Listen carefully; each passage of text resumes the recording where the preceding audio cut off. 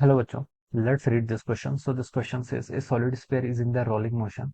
In rolling motion, a body possesses translational kinetic energy kT as well as the rotational kinetic energy kr simultaneously.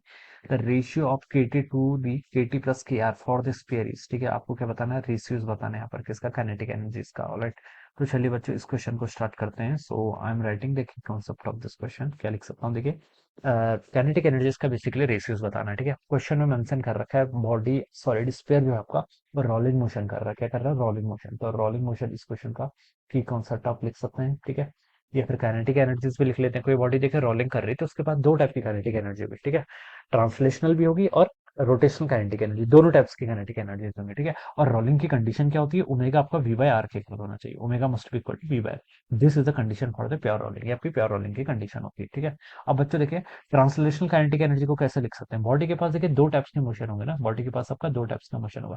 Translation motion के corresponding देखिए इसका मास मान लीजिए M है, radius कितनी are के equal है, तो वी वेलोसिटी से मूव करेगा। रोटेशन के करस्पॉन्डिंग ओमेगा इसकी एंगुलर वेलोसिटी होगी। ठीक है, तो ट्रांसलेशनल काइनेटिक एनर्जी अगर मैं लिखना चाहता हूँ उसकी हाफ एम वी स्क्वायर हो जाएगी, जो हमने इनिशियल लेक्चर्स में पढ़ा था किसके, न्यूटोनियन मैकेनिक्स के।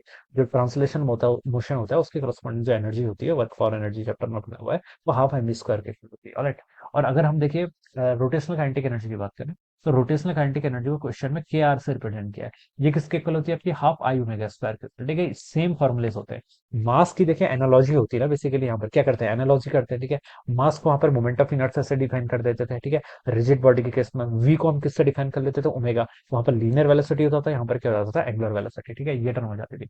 अब इसका देखिए सेंटर ऑफ मास के अबाउट हम यहाँ पर क्या लिखेंगे, मोमेंट ऑफ इनर्शिया कैलकुलेट करेंगे। ये क्या आपका सॉलिड स्फीयर का कितना होता है, 2/5 एम आर स्क्वायर के ऊपर। ठीक है, तो आई की वैल्यू मैंने देखिए यहाँ पर पुट कर ली। ठीक है, इस फॉर्मूले का यूज कर रहा हूँ। आई कितना हो जाएगा आपका, 2/5 एम आर स्क्वायर के ऊपर। ठीक है, टाइम्स आपका ओमेगा का स्क्वायर। ओमेगा देखिए मैंने बता रखा है प्योर रोलिंग है तो ओमेगा ऑलवेज आपका वी बाय आर के इक्वल होता है। तो ओमेगा को पुट कर लेंगे तो वी का स्क्वायर डिवाइडेड बाय आर का स्क्वायर ही हो जाएगा। ठीक है, इसको सॉल्व कर लीजिए बच्चे। देखिए ये टर्म यहाँ से कैंसिल, टू से बच्चा अपने यहाँ पर टू कैंसिल, तो आपका 1/5 एम बी स्क्वायर के इक्वल आ गया।